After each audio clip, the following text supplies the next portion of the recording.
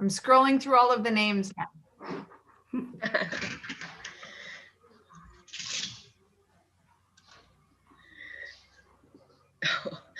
Poor Roslina, your connection is fine. We just haven't started yet.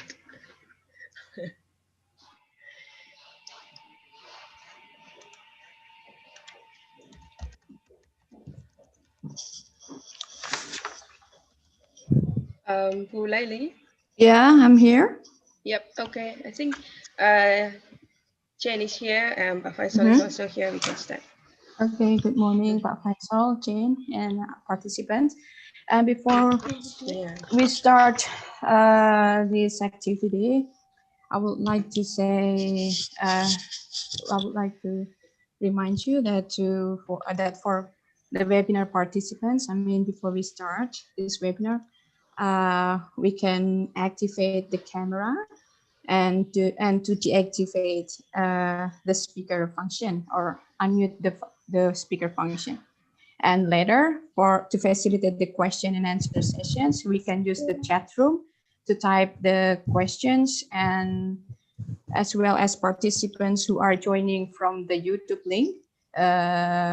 You can use the facility. You can use the chat room to type your questions, and the moderator will read the questions and to be delivered by the speaker.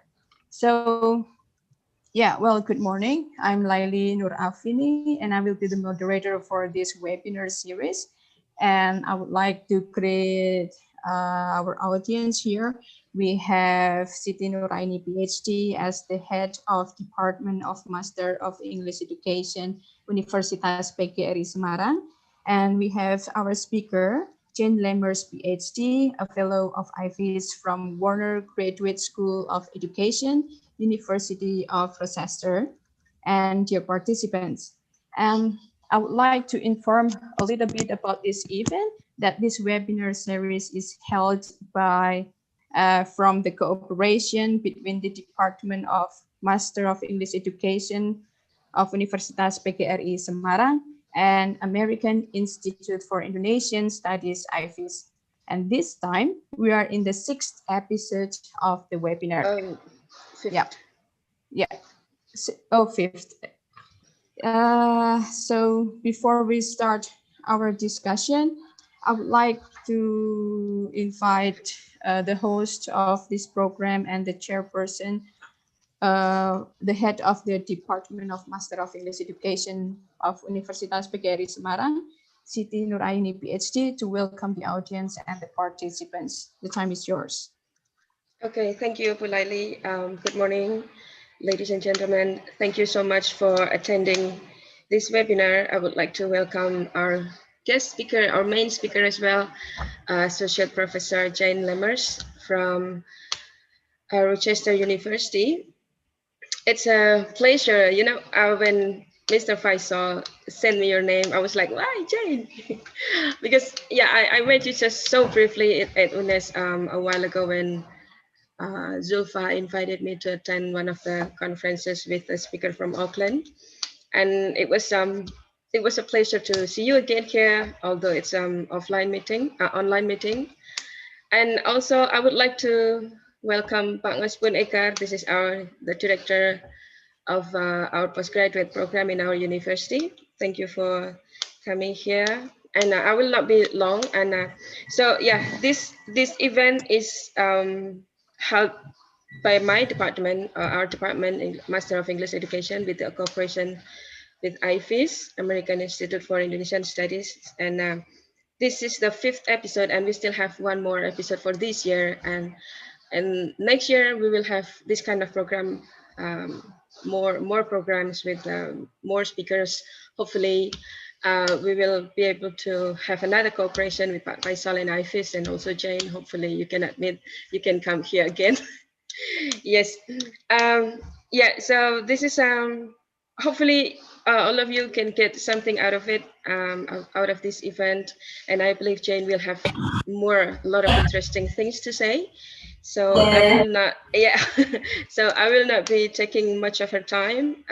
Yep. I hope you enjoy the show. Thank you so much. Okay, thank you.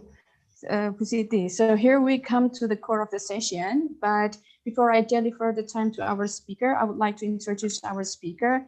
To read a glance of her CV, Jane Lemmer's PhD, that currently is teaching at University of Rochester, Warner School of Education and Human Development as Associate Professor of Education since 2007 up to present.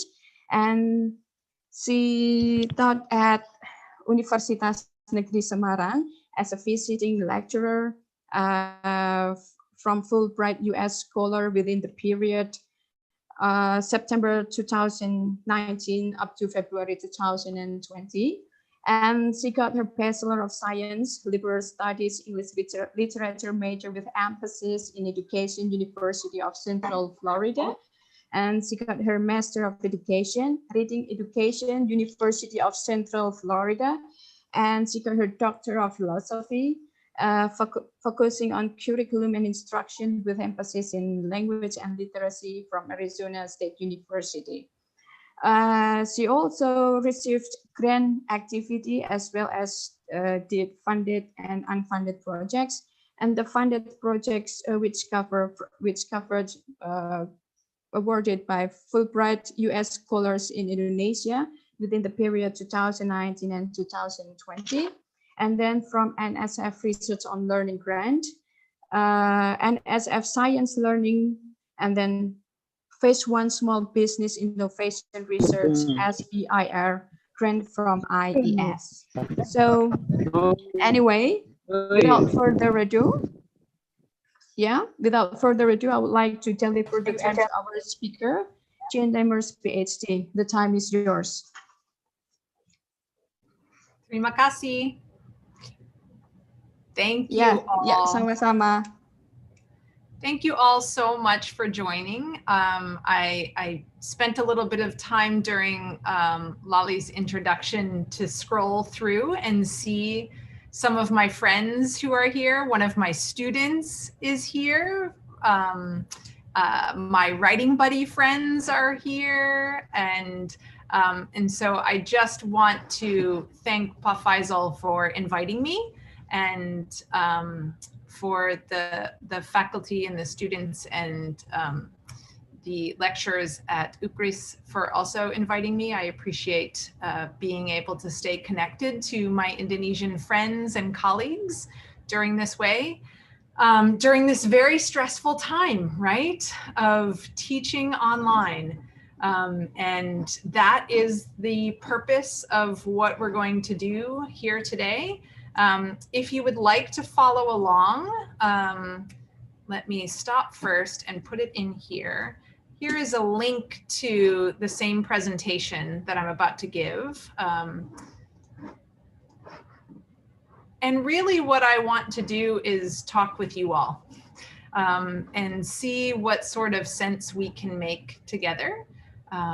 But here's a little bit about me. Everybody can see correctly the screen share? Yes? Okay.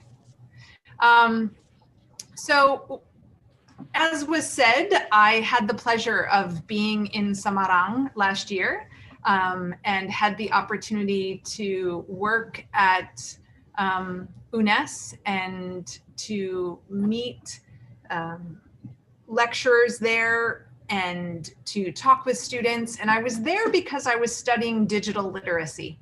And I remember as I would give talks while I was there, I worked with Dr. Pujiastuti, and each time we would talk about digital literacy or talk about the use of technology, we would have to spend a lot of time in the beginning of our presentations justifying why people should pay attention to online learning and online literacy.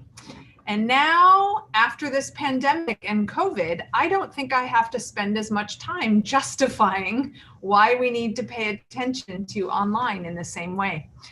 So I'm not going to do that.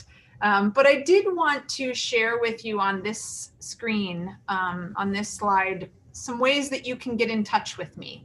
So we have 90 minutes together today. and I've left plenty of time for chat and conversation and dialogue.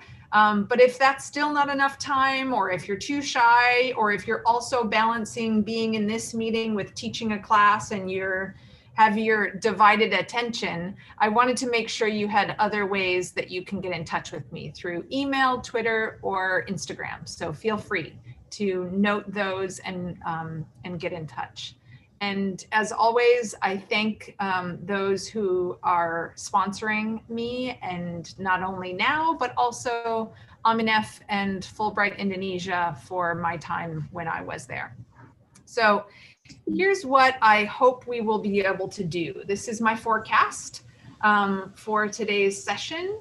I want to tell you a little bit about my credentials as an online teacher who can have some things to share with you that might be helpful in overcoming stress and fatigue and challenges. I want to share with you what I understand to be the current conditions, and then I'm going to narrow it down to top 3 tips. And there are a couple of things embedded within those top 3 tips. But then I want to make sure that we spend time hearing from you and supporting each other.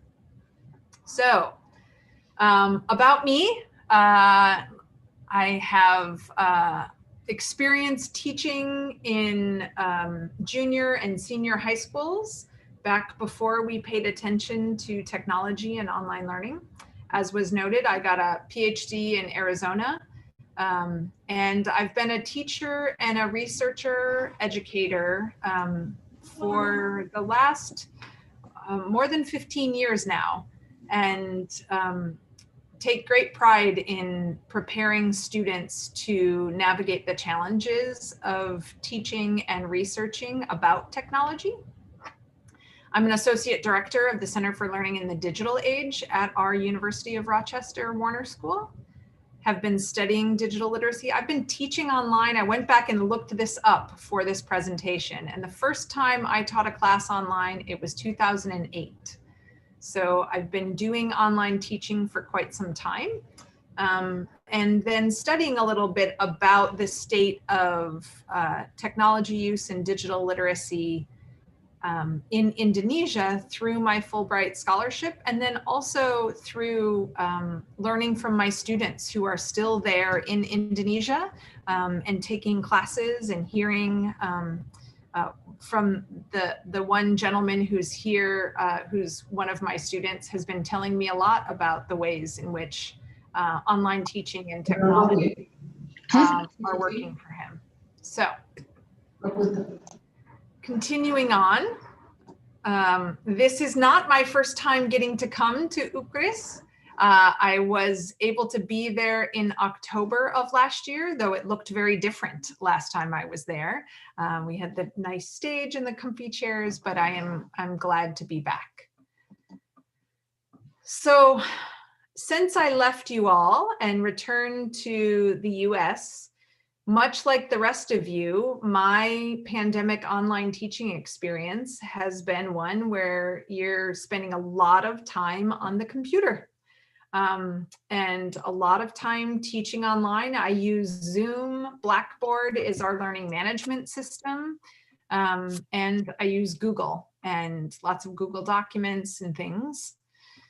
I do a lot of support for my doctoral students and English teacher advisees. My students have been teaching, I have master's students who are teaching in English classrooms here in the Rochester region, and they've been working remotely, and we do a lot of Zoom support meetings. And I've been presenting at conferences all around the globe. The final picture over here on the right was just from earlier this week as I presented as a part of the Literacy Research Association conference. So I've had to learn different technologies than the ones that I used before. I've had to learn how to figure out how to try to replicate some of what I did in my class in these online spaces. And much like for all of you, a lot of that has been very stressful, right? So I often I'm not usually working at a desk in the same way that I used to. Instead, I work in spaces where the laptop is piled on top of books, as you see here, and trying to mess with lighting so that my students can see my face well, and just trying to make it work, much like the rest of you. I've had the challenge of transforming classes from the face-to-face to the online format. I taught over the summer a class that had never been taught before online and never had any online components, and worked with one of my colleagues to teach that class and then teach it again in the fall. Like I said, I've been experimenting with some new to me technologies. I also, as a part of my work as the Associate Director for Center for Learning in the Digital Age, have been supporting other Warner School faculty in their own online teaching. We do webinars, we do end of semester and beginning of semester kind of huddles or meetings just to talk about what's working well and what's not working well, and offering one-on-one coaching to some of my colleagues on ways that they can think about using the technology differently. Have had lots of conversations with colleagues when they tell me, this is what I used to always do in my class. These are the activities. How do I make this happen online? And so we try to work together to do that. And then this last piece, what I've noticed about this semester, different from any other time that I've been teaching in higher education, is there's a lot more emotional support that our learners need right now. This is very stressful for all of our students. It's stressful for new English teachers that those of you may be working with. It's stressful for their students. It's stressful for the doctoral students. So having to provide support, be very flexible with deadlines, make different arrangements. I offer lots of Zoom office hours, emails. It's been a lot, and I'm sure you all are feeling the same kind of stresses. And so each time you open up your laptop or open up your computer or look at your handphone and you see, oh my gosh, so many messages, right? So many messages, so much to do, so many people wanting us, right? So it's taking a toll, and it's lasting a long time. You know, I remember when this was all first starting, we thought we would shut down for a few weeks. And that's not been the case, right? And we still don't really have an end. And we have to constantly, each time you check your email, you don't know, like, is it going to change again? Here in the US, we're experiencing such a huge surge right now that they're shutting down school districts, they're going to remote. Thankfully, the University of Rochester was able to keep our semester going for the undergraduates without needing to make any dramatic changes, but we would get emails on a daily basis of one more case here, 2 cases since last week, and all of that takes a toll at having so much stress and overwhelm for us. In preparation for today, I also did some looking into, other than what my friends have been telling me, I've been looking into what does Indonesian online pandemic education look like? And, you know, there's a ton of wherever learning. How many of your students are doing full graduate degrees with just a handphone, right? That they don't have reliable internet. And they're either buying the packets and trying to, you know, this is, these photos come from a New York Times article back in September that was trying to depict the plight of Indonesian rural education in particular. And, you know, young people sitting out on the side of the road because it's closer to a cell phone tower and they were able to get the connectivity they needed. There's also stories of community organizations, such as here in the middle. That's a scene from a mosque who had extra Wi-Fi availability and put together some supports for young children to help them through their online learning tasks.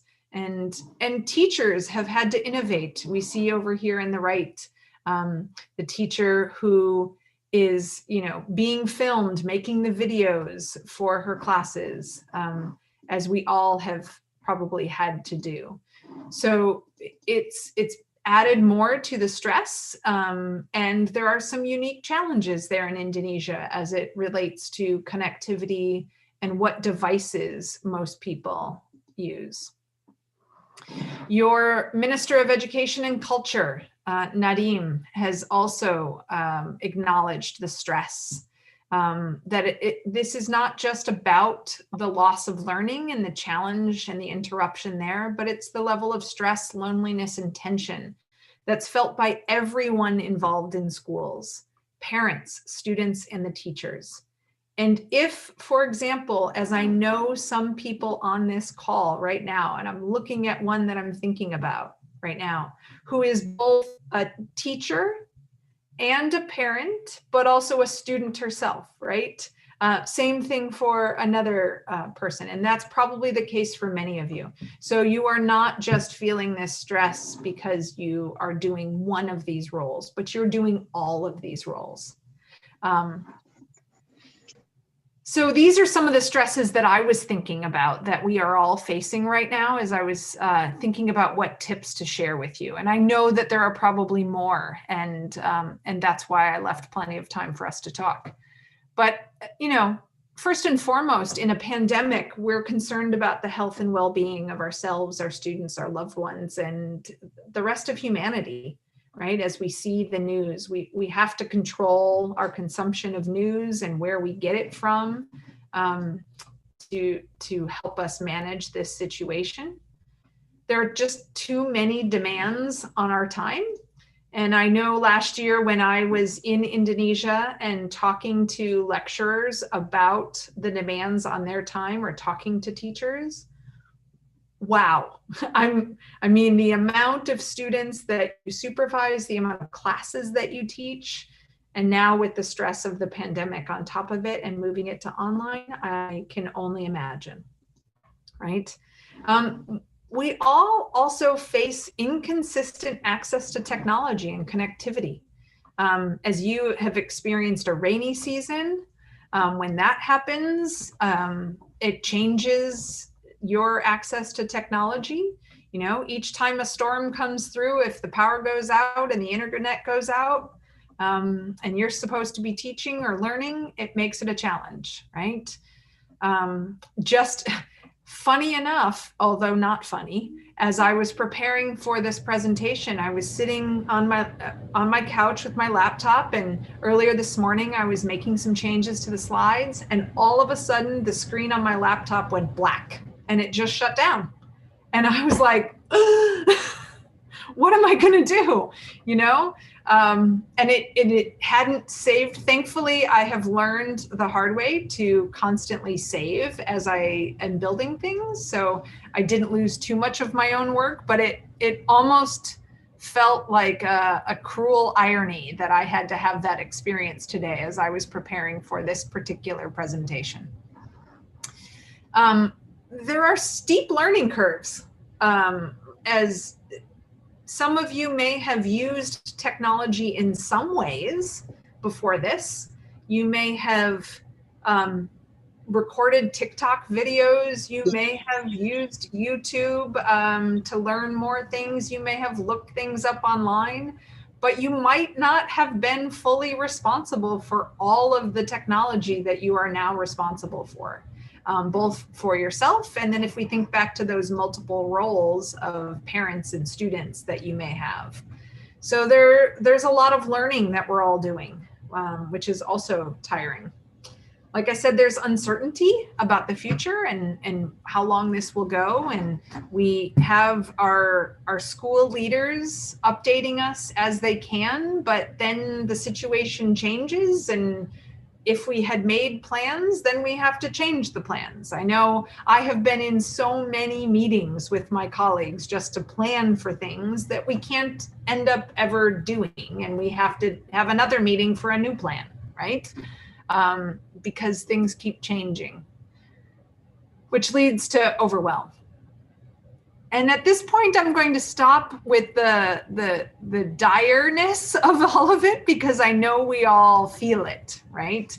We know what we're facing, and all of this to say, I feel you.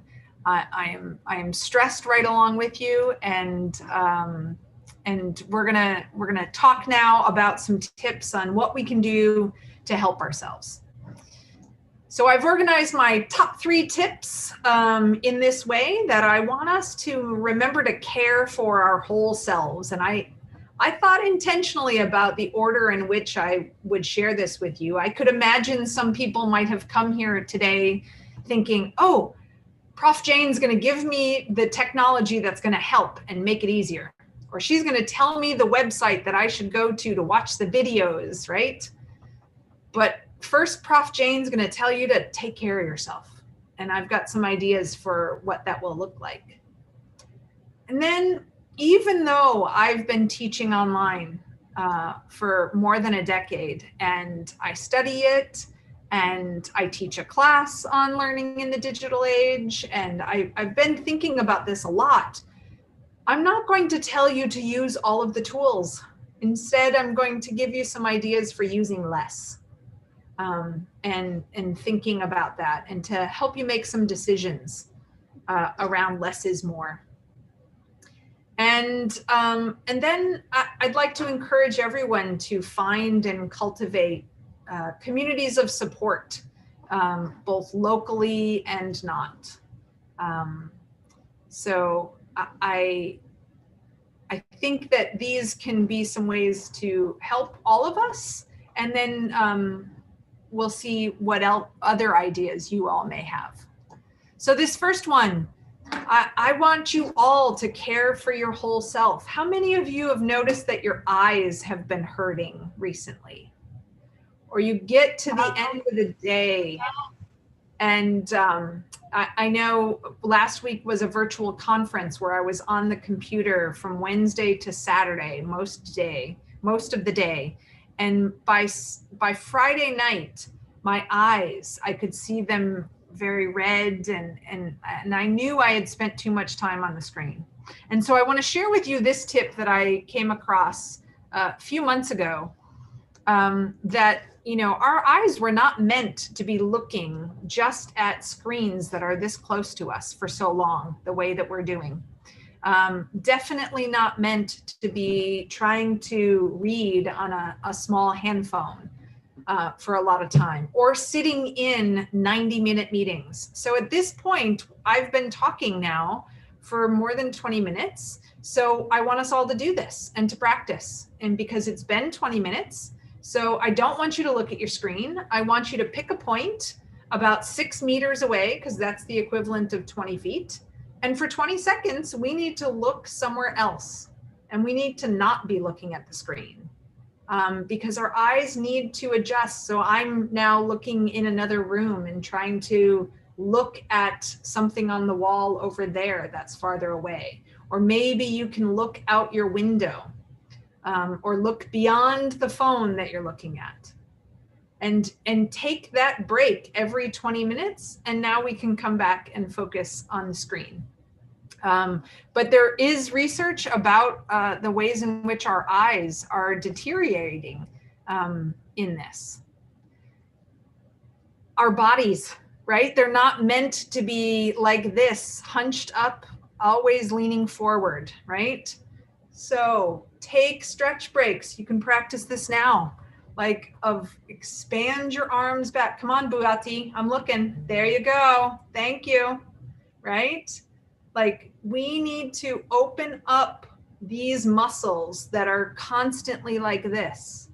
And so getting your neck and your head kind of in line back. And yes, Buati, I see you, right? Like moving your head around. And so what might it be like for you to do this for your students, to start a class, to end a class with some kind of recognition of the ways in which our bodies, thank you, Jihan, I'm glad you like it.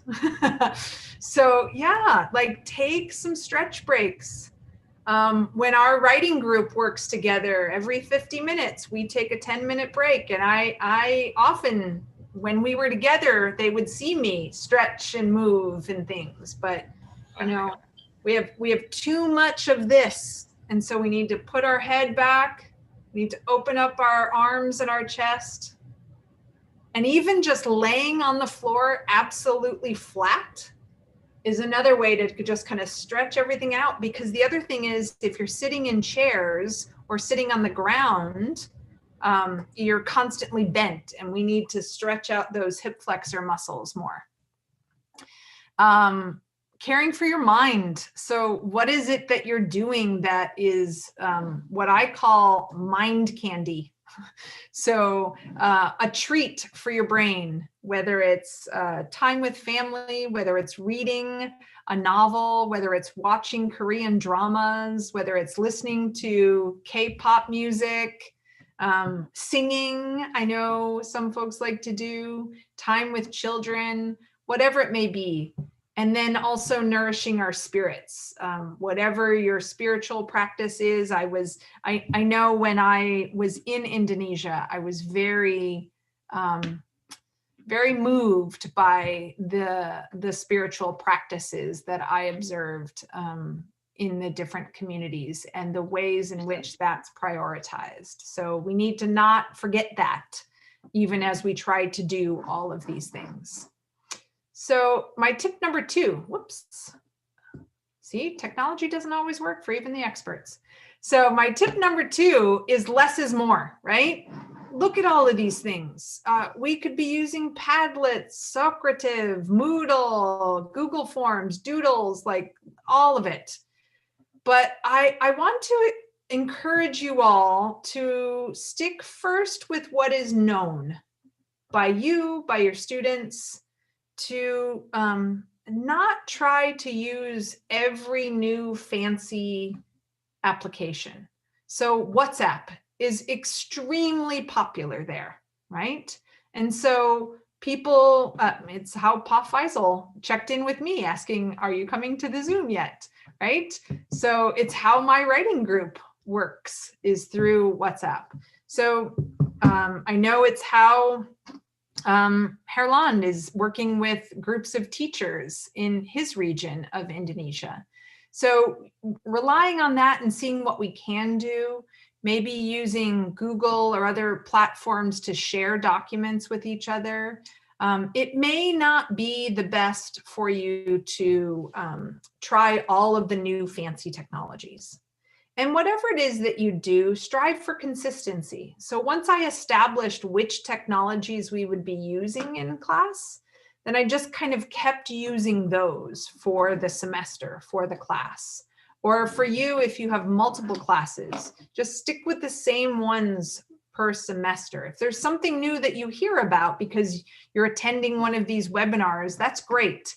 But maybe not be as concerned about trying to fit it in now as thinking more strategically maybe for next semester. The other thing that I think helps is when we establish very reliable routines. When the deadlines are always consistent throughout the semester, when our students know what to expect with the technology, where to find things in our learning management system. So I started each of my classes with a routine of just kind of welcoming people back and checking in, often using a poll, just asking how they were doing. And then the other thing that I have been telling teachers for a long time, and that was a part of a lot of my talks when I was in Indonesia, is to empower the students. So as teachers, you don't have to know all of the answers, right? You don't have to know all of the technologies. Create assignments or create opportunities for them to bring whatever it is that they're interested in and their technology that they are using or what they find helpful, and give them some opportunities for more creative engagement. It's less work for you, right? If you can rely on the students. Last last thing is to find and cultivate support. So there are networks of teachers helping teachers. Specifically, your Minister of Education and Culture is acknowledging and advertising this, this guru space where teachers are supporting teachers and putting up website or putting up lesson plans and offering some support. I don't know the extent to which any of you have used this or found it helpful, but it is a local source where Indonesian teachers are coming together to support each other. So that could be something for you to look at. And then shout out to my writing group buddies. So find your support network and develop it. So we meet every Saturday morning Indonesian time, every Friday night New York time, and spend 3 hours together.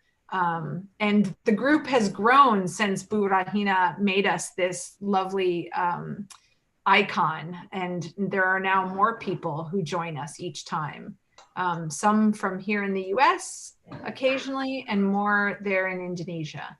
But we have a group that comes together and supports each other in the rest of our work and doing our writing. And then I do have some, I feel like it would be a shame if I didn't offer you some ideas and some websites that you can go to. And I'll also put these in the chat once I stop the presentation so that you can have them. But the University of Rochester has online learning videos and opportunities that they are making freely available. Some of my colleagues have been recording different webinars for months now, and so that's there.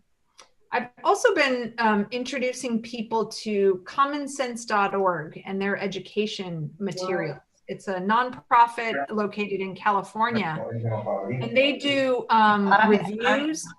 Someone not muted. So they do reviews of technology and different tools. They do reviews of media, so it's very helpful for teachers. There's freely available curriculum around digital citizenship that might be interesting for you all to adapt to your local context. I know Bu Puji and I have been thinking about that for some of our work. And then there are sources like Google Education and Microsoft also, depending on which platforms it is that you use at your school, they have courses available where you can get extra training that's free and available online. Not that you need more time spent online, but it is available to teach you how to do different things with their technologies, and you can earn certificates and things. So, apa kabar, friends? How are you, teman-teman? How are you feeling? So please, in the chat, share with us, what stresses did I forget? What are some of the other ways in which you're feeling, so that we can now spend some time for discussion, questions, and mutual support of each other. And I can stop doing all of the talking and I can hear from you, my friends. So terima kasih for listening, and I will stop sharing for now. And let's see, how is everyone feeling?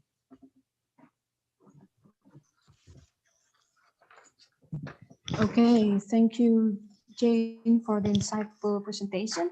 So I think we would like to get questions from the participants, and we're still here.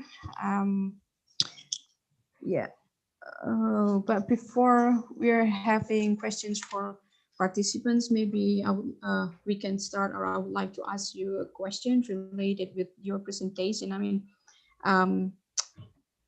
you mentioned about supporting one faculty new to online teaching, and then did you find any challenges when supporting the faculty? How did you do that in terms of the support itself? Yeah, so for working with faculty on their ideas, it was a lot of, like I said, one-on-one coaching. in some ways, where I would listen to the faculty about what were they trying to recreate? What did they do in their face-to-face class that they were trying to make happen in a new way? Or if they had challenges overcoming like the management of multiple screens or multiple platforms. So we would have a conversation, we'd get on the Zoom meeting, do some screen sharing and things like that. And that was one way that we navigated those challenges. And I see some of the folks sharing in our chat. One challenge that I didn't think of, you're right. And this comes from the fact I live by myself. So there's the challenge of loneliness, but what I don't have is the challenge that some people are talking about, which is all of the household duties on top of things. Because it used to be that we could go to work, we could go to our campus, we could go to class, and instead it's all right here. And there are the noises, there's the family, there's the demands, there's the work. And so that is also very hard as our contexts are kind of collapsing. Okay, thank you. And here we have a question from Joe, IFIS Jakarta. How I feel digital stress, how to deal with it. Would you like to respond that? Say that question again, please. Dealing with the stress, how to deal with it. Like I said, it's support. So in some ways, what's been really helpful to me is to have groups that come together to just talk for short times, because that's also something we're missing. If we're not going to our campuses, we're not sitting around on the ground with our snacks and our tea talking in between classes, right? We're not having that social time in the same way before and after class with our students. So making time for some of these social times, and it's hard because I know that it means more Zoom fatigue, more time on the laptop. But see if there might be ways to find a local friend and go for a walk. And I know that was what I would do a lot when I was on the UNES campus, is I would go for walks and yeah, and just take a break just to move, right? Okay. But put on your mask and find a friend and go for a walk and talk about the stress. All right. Okay, thank you. So I would like to proceed with another question from Huda Maulana. As a young educator, I'm having a hard time differentiating students who are genuinely facing difficulties or those who claim who are facing difficulties to get away with deadlines, tests, and other assignments. So can you sometimes differentiate those type of students' characters who are genuinely facing difficulties or they pretend to have difficulties? So, you know what I decided in this pandemic? I didn't care. I decided I was not going to be the police. That if a student, and this just happened, if a student says, Prof. Jane, I need an extension, I'm just not ready. Okay, I'm not gonna try to police it. I don't think now's the time to try to differentiate. I'd like to see us operate from a place of compassion and goodness, and just appreciating the goodness in others, and trusting that if they're actually asking for something and additional extra time, extra support, just trust. And, you know, why take on an extra stress to yourself to try to figure out, are they lying to me? Are they trying to get away with something? Just let them have it. Okay, so put a full trust on them, right? Yes. Yeah. Okay. And let them know. What I have found, if students know that I'm willing to offer support and I have their success in mind and their best interests at mind, I like to believe that they won't take advantage of me. All right. All right.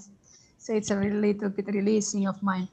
Okay. So here from Ati Herawati, still talking about stress, that another stress for me is I have more work to do when doing teaching online than teaching offline. So my laptop is almost 24/7 hours online. So it's just like a statement from Ati Herawati, but it leads me to a question. Do you like provide special maintenance with your own laptop or other digital devices? Because it must be almost more on all the times.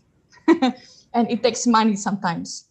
Yes. So my laptop and my phone have not been operating well since I returned home from Indonesia. They have not. They don't hold the charge very well anymore. But you know, the Apple stores are all closed, so I can't get into the Genius Bar and get it fixed. So here's what I do. I am really nice to our IT support guys. Really nice. One of them just had a baby, so when we had the baby shower for him, I made sure I sent gifts and signed the card, even though it was virtual.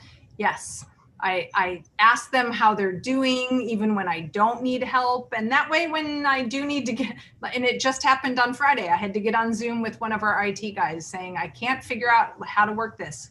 Because every time something updates, then my password got changed and right?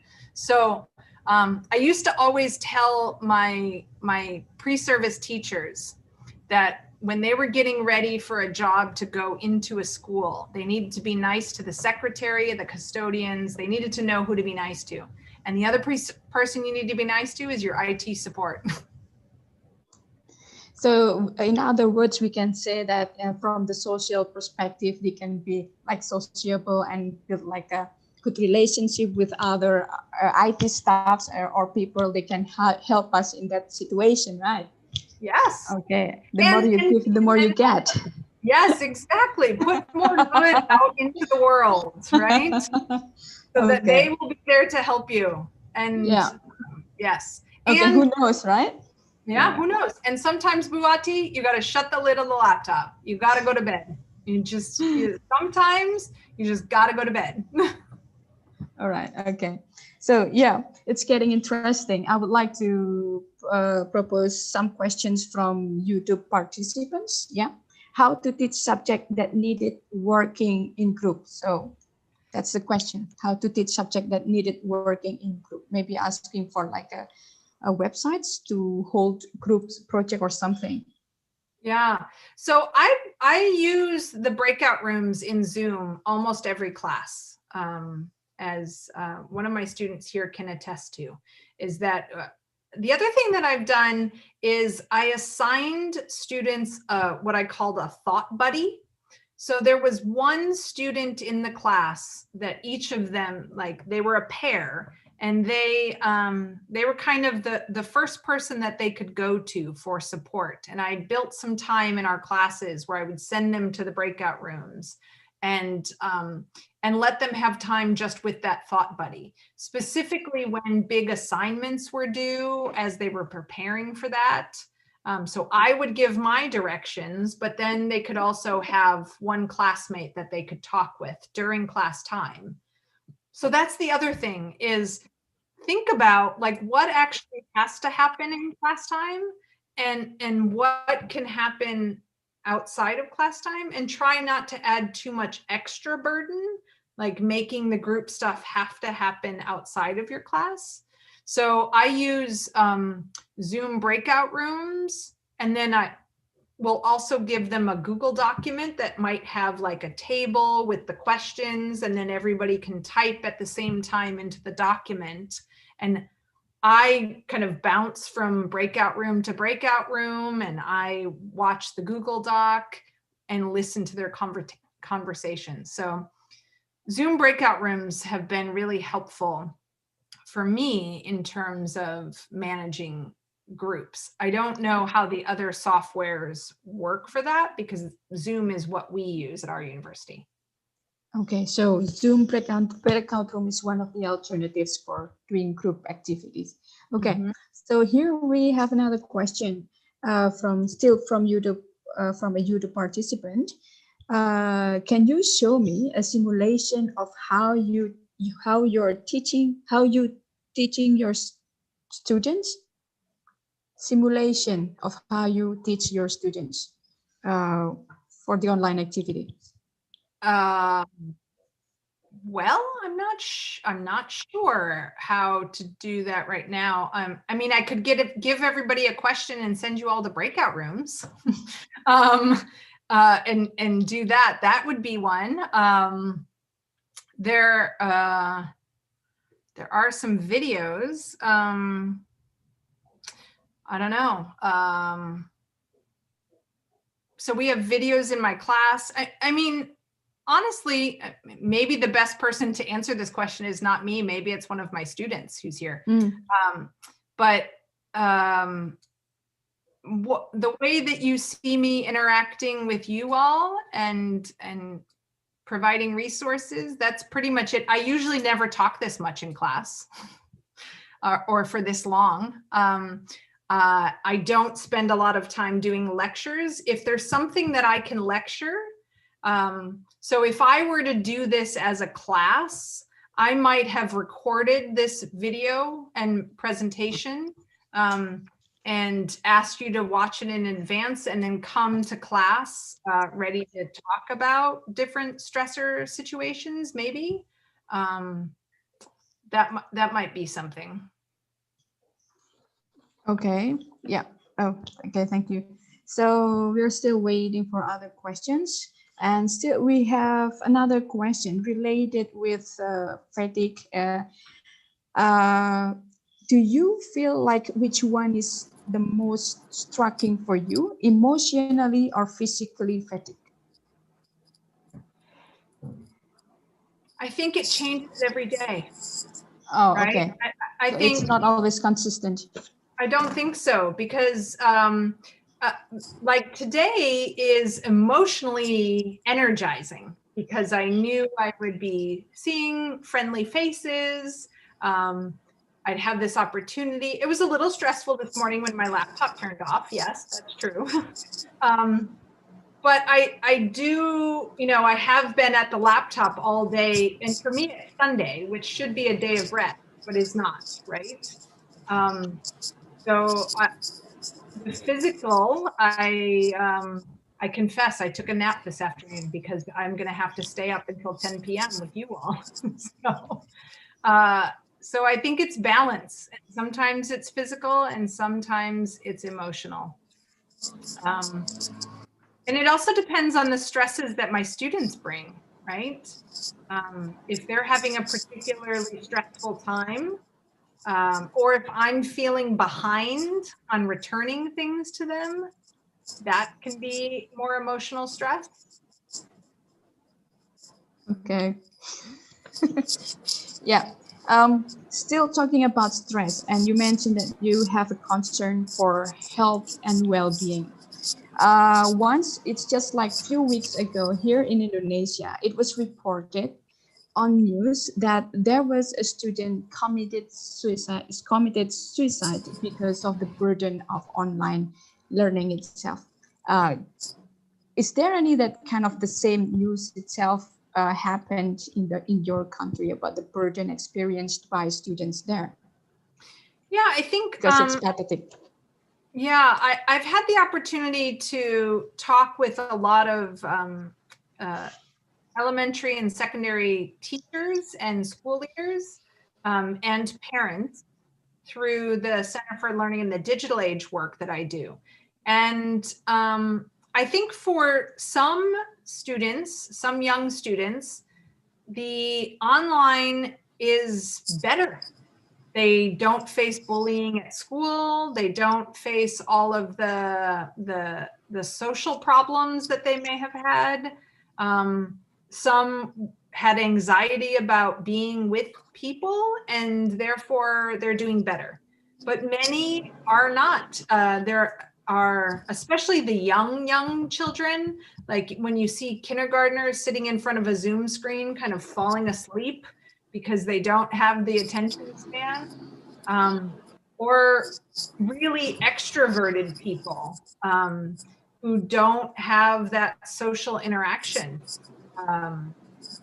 It can be very stressful. So what I think is important to do is for those students who you are caring for, whether it's your students in your classes or online learners who are in your family, I think it's important to check in with people and ask them how they're doing and how they're feeling. So another thing that I did is midway through the semester in my classes, I gave my students a survey and an opportunity to tell me and give me feedback on the different things that we were doing. And usually we only do that at the end of the semester. But in these stressful times, I tried to ask midway through because then there would be still time for me to make a change and to make something better and to offer certain supports. Okay, so it's like emotional support as well. Right. Yes. So here, another question that it's an expression from a participant here, that teaching from home is uneasy because family members are around and sometimes ignoring that I am teaching. So, for example, kids still talk to me about this and that during my classes. So this like a kid's behavior that. So how do you respond to this situation if these participants was one of your students? Yes. So a couple of times kids have shown up on our class Zooms, and most of the time it's not distracting. I mean, it might distract my student, but it's not really distracting to us or the class. And I know some of my colleagues have, or I've heard also news stories about teachers making lots of rules about you have to turn your camera on, you must be in a quiet place, you know, no distractions and no eating during class. And like we're in people's homes doing this, and I think we need to realize that. I think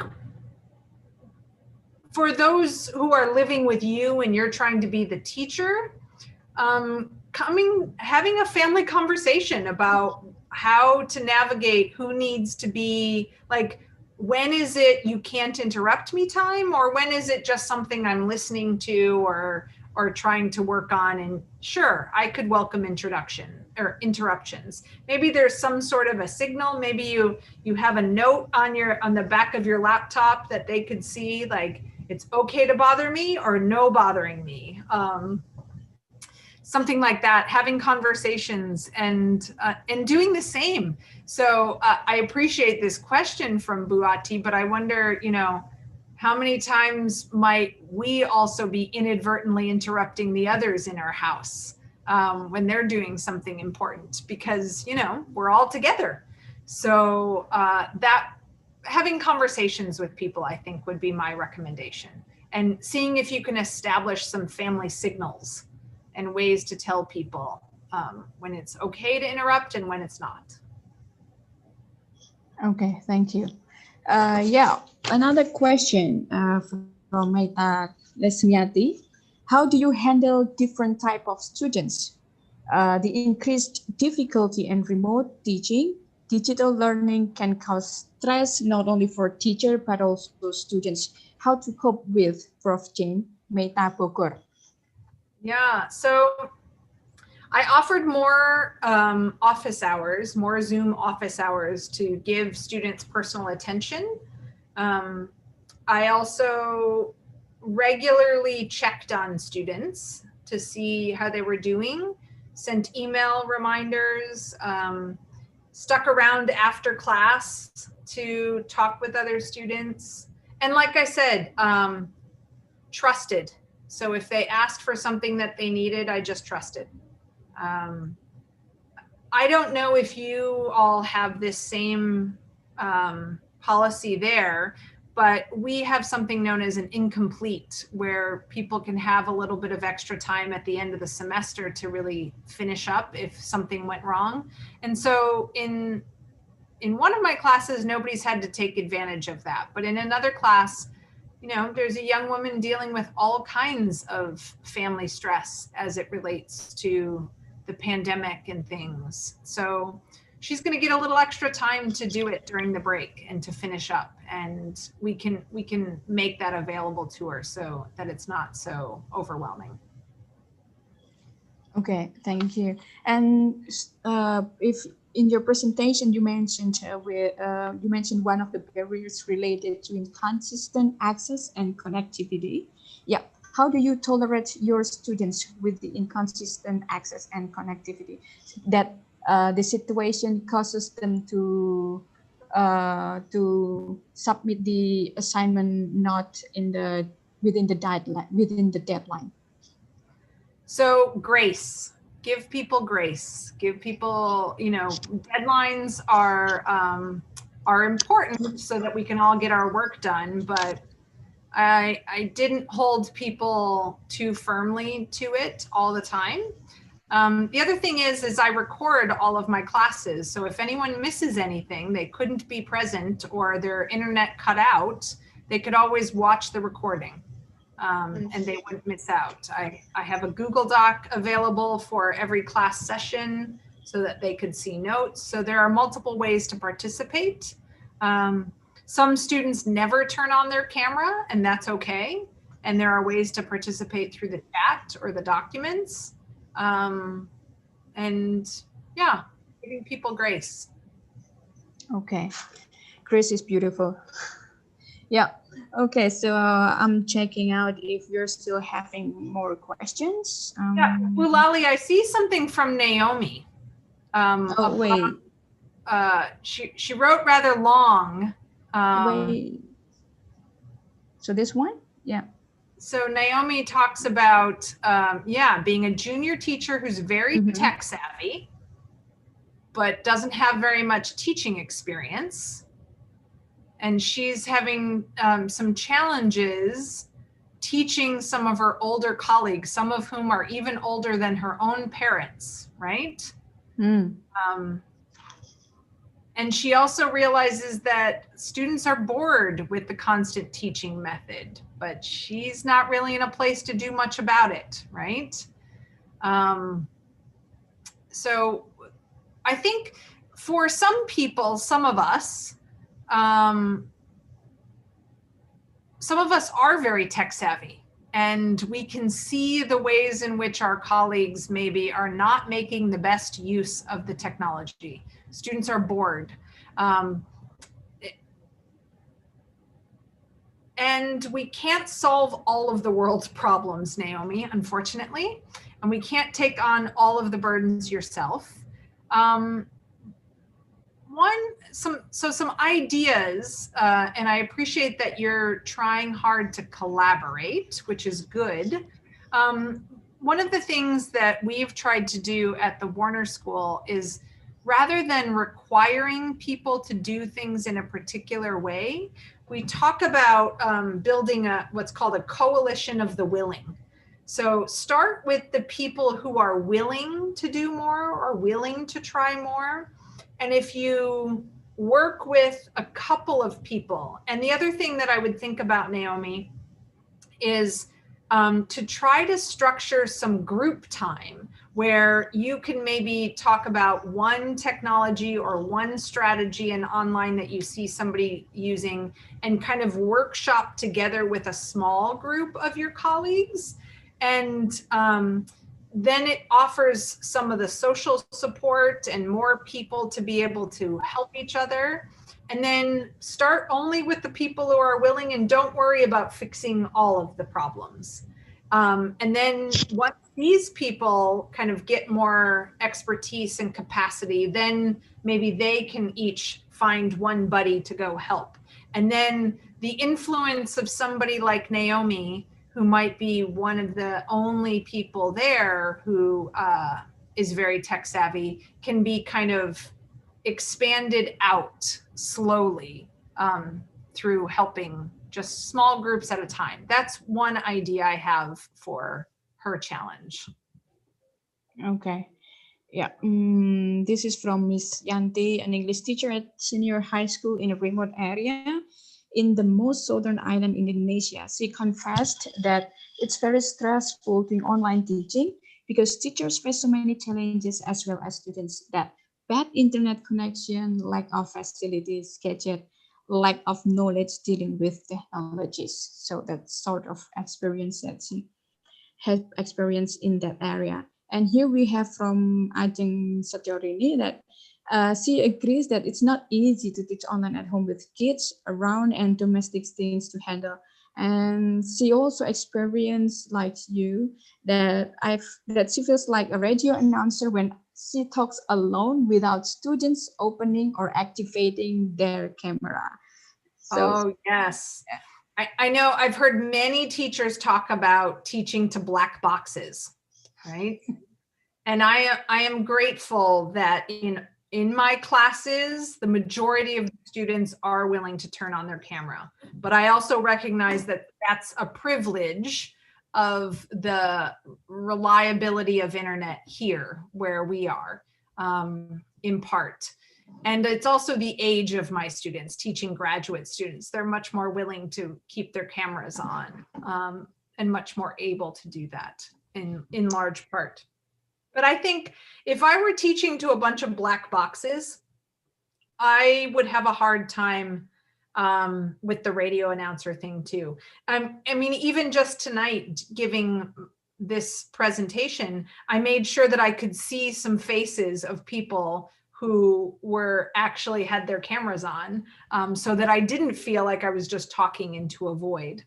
So I think for this teacher and anyone else, you might think about what are things that you could do to, like, if there's information you have to give the students in a lecture kind of a way, what if you recorded that on your phone and made the recording available to them, and then used your class time when you meet with them only for kind of questions, or putting the students in pairs or groups to work on it together, so that you take on the role of a facilitator more than a deliverer or a radio announcer. If there's anything where you have to be a radio announcer, you might be better off recording that and putting it up for students to watch, and then use your time together for more interaction, even if the interaction is that they have to type it, and because they're not able to turn on their video for whatever reason. That might be one idea I would have for that one. okay, yeah. Now we have a question from Nurhaliza. Can you give me tips for my sister for make her spirit when online school? She's on the second grade in elementary school. She always angry when she does the assignment from her teacher because she doesn't have result on score when she gave the assignment to teacher, and she always thinks I don't want to do assignment because I never get score. How can I give her spirit for her to learn at home? I would have a talk with my sister about how scores are not everything, and what are you actually learning.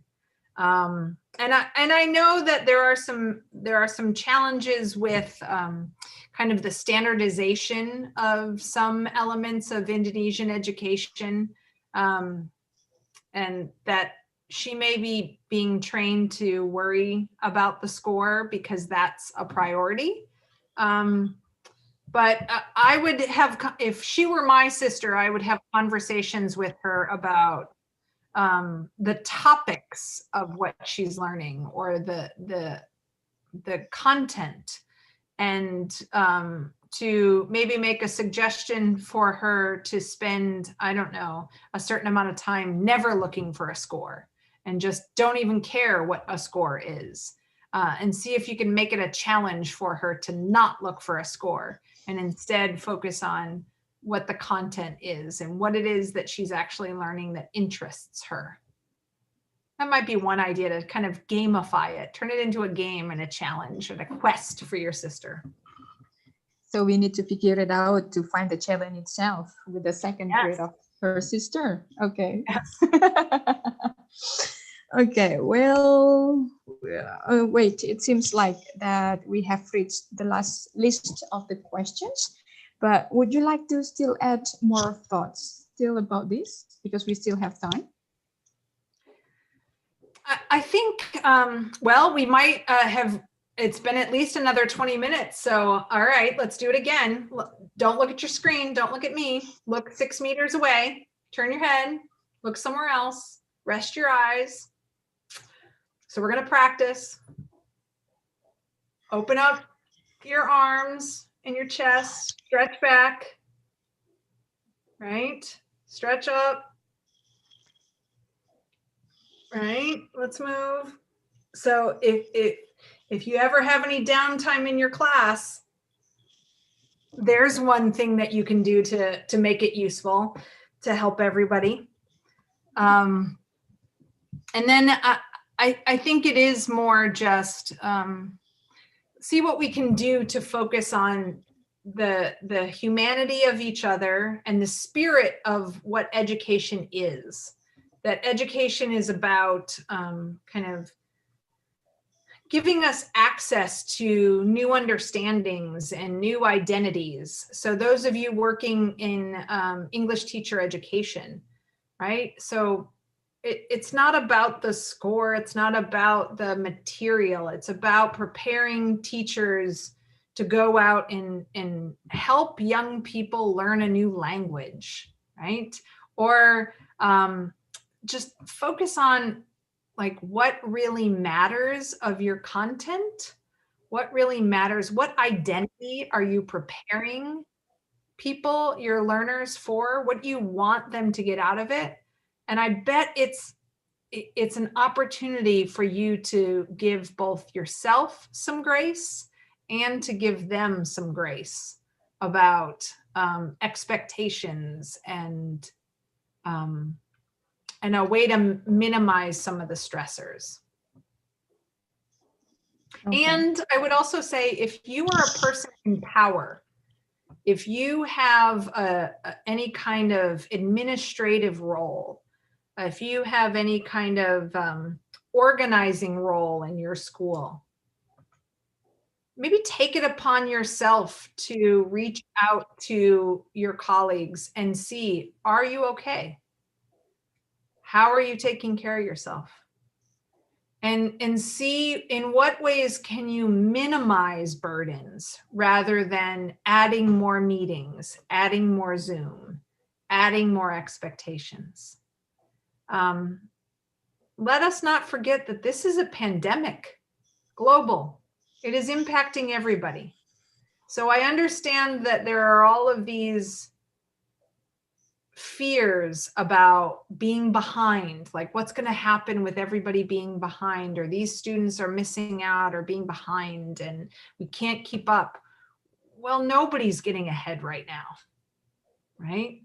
It's not like there are some schools working much better and people that you have to try to catch up to.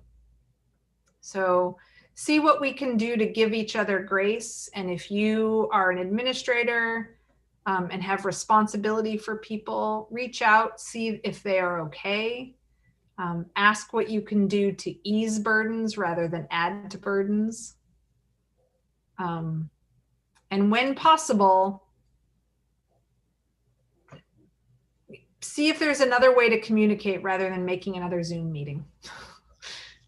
So this kind of Zoom meeting works really well for crossing the geographical barrier and to keeping us connected and sharing information. But not every Zoom meeting is necessary.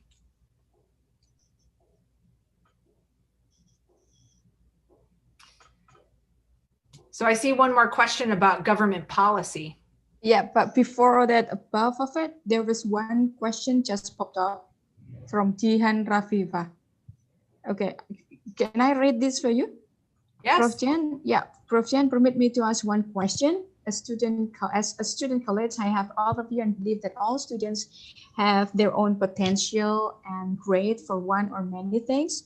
So would you mind, Miss Jane, to tell about the great solution for the problems with you have your own sites about Indonesian education? So the Indonesian education system, oh, you're putting me on the spot, Pujihan. So I've had lots of conversations with my research collaborator, Pujia Studi, about recommendations that we want to be able to make based on our research. And that we surveyed 618 secondary students in Semarang and held 7 focus groups with students at 7 different SMA and SMP schools. And we learned from them that, and remember, this was from December to February of last year, before the pandemic. And we were asking them about their use of technology and digital practices. And that's where my recommendation comes for empower your students and give them some choice. So there are young people that are doing really interesting things with online tools and finding really interesting ways to create content, to share knowledge. So give them some more opportunities to do that. And I hope that the pandemic will disrupt things so much that when we think about how to go back, we might be more willing to let go of some of the standard expectations and the standard curriculum, and maybe make some more room for flexibility, creativity, and some engaging kind of identity exploration. We don't want to just raise young people to be good test takers. We want them to be raised to be creators. You want your teachers that you're preparing to be creative educators and problem solvers, not good test takers or test givers, right? So maybe look for some spaces, but it's my intention to be able to return and to work with schools, work with teacher education programs to try to help people see the possibilities of more innovative curricular practices. And maybe the pandemic was just enough disruption that maybe next time I come back, they might listen to me differently. All right. Yeah, it's good to see them like giving the students space to explore themselves when dealing with this kind of situation, with this kind of new way of learning and teaching with new technology, something like that. Yeah, that's kind of appreciation to students. Right. And we have a question from Nurkolis Ugris related to policy. So what kind of policy that your government made on online learning during this pandemic? So what kind of policy did my government make? So some of the policies that I've been most familiar with is they have stopped the standardized testing. So the end of year tests, the Regents tests here in New York were stopped. And there were policies changed for teacher education. So there was emergency certification kind of waivers that were given to acknowledge the fact that some people could finish clinical placements and things, and they could still be teachers. Those are the policies that I know of. But as you all know, we're about to have a big change in administration here in the US next month, which many of us are very excited about. And so we'll see what sorts of policies get changed around education during that time. Okay, it seems like we still have another question, Jay, from the participants, related with the measurement for teachers to give assignments to their students.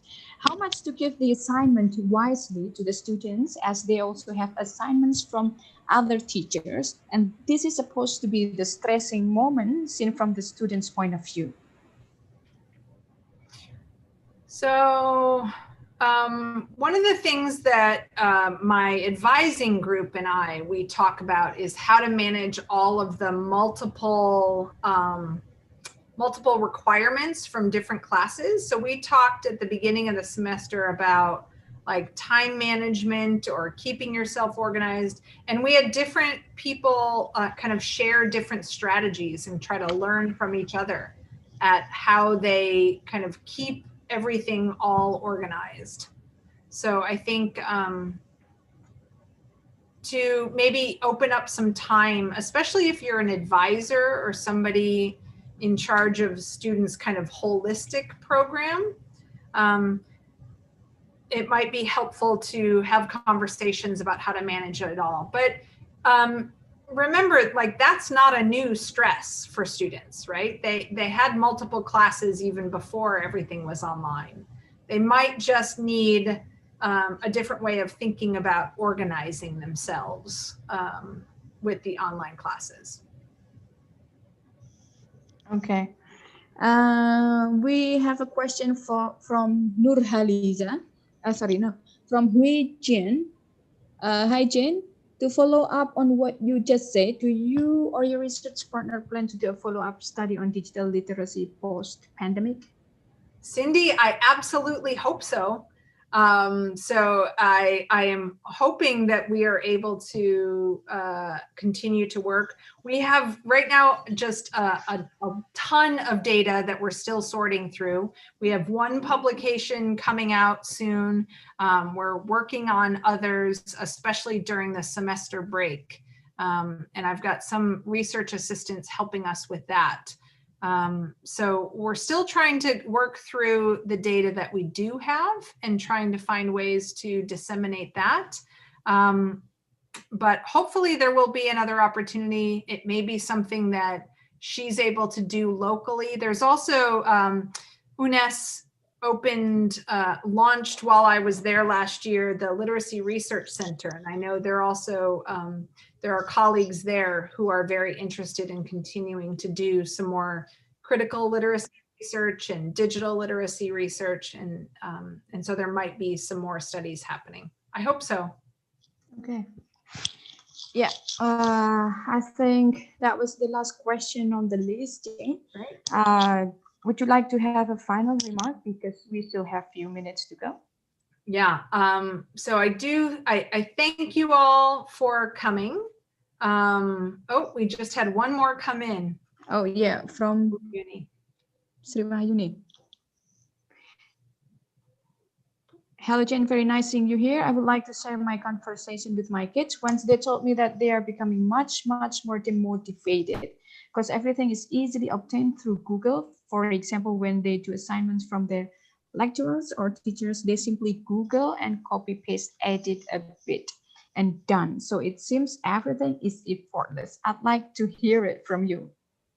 So, Buyuni, when I would give talks in Indonesia last year, oftentimes people would ask me the question of one of the worries that teachers had about digital literacy is copy and pasting in teaching. And I said, if you have designed an assignment that is so easy for your students to cheat on or copy and paste, then the problem is yours and not your students. Because if the questions that you are giving your students are easily Googleable, where they can just do that copy paste, then you're not challenging them. So instead, ask them to do some thinking, ask them to do something more creative. And I don't mean creative as in artistic, but exactly, Cindy, thank you. I mean questions that require higher order thinking, questions that require comparison, questions that require evaluation. So get students to create responses, not just copy paste. So if students are complaining about things being too easy, that's the teacher's problem. And it's a challenge for all teachers to think about how you are designing your assignments. Okay, yeah. So maybe that was the last questions, as I said several times. Yeah. Wait, let me check if there is still another question from YouTube. No, I think it's just reactions. Oh, okay. Yes. Yeah. Okay, so I think we can finish this then, since there is no more question pop up. Yeah. So should we get back to your unfinished final remark, or? Yeah, I will just say, you know, hopefully there will be opportunities for us to continue working together again in the future, whether it be through these digital webinars or from an opportunity like the ones that Fulbright afford for exchange. I see there's another Fulbrighter here. I see a Fulbright sign in somebody's background. Hello there.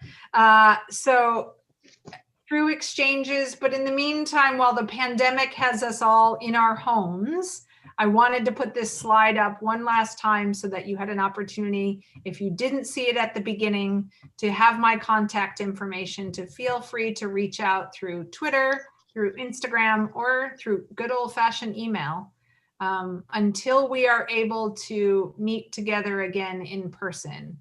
I really appreciate the opportunity to share with you all and to spend some of my Sunday evening, some of your Monday morning together.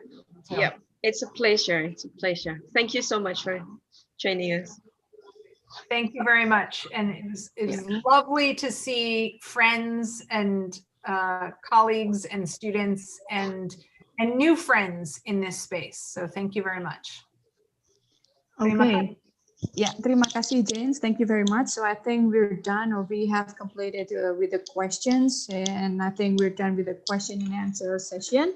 And dear audience and participants, I think we have finished the session for the discussion, presentation, as well as question and answer session. So I would like to thank you to our speaker, Chen Lemers, PhD, for the enlightened discussion. And we're happy, we're grateful for having you here, for being with you, all participants with you in this discussion.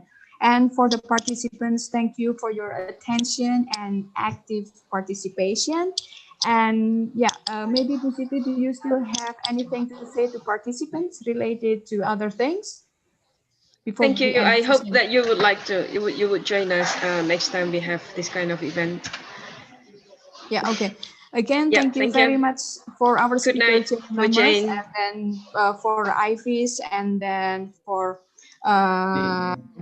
Department of English Education, Postgraduate Universitas PGRI Semarang. So that's the end for our session for the 5th webinar series. And we hope, please stay fit, stay healthy. Until then, have a great day and goodbye. Thank you. Have a good night. Good night. Good night. Thank you. Have a great day for everyone. Okay. Bye. Thank you. Until we meet again. Bye bye. Bye bye. Thank you, Jane. Thank you,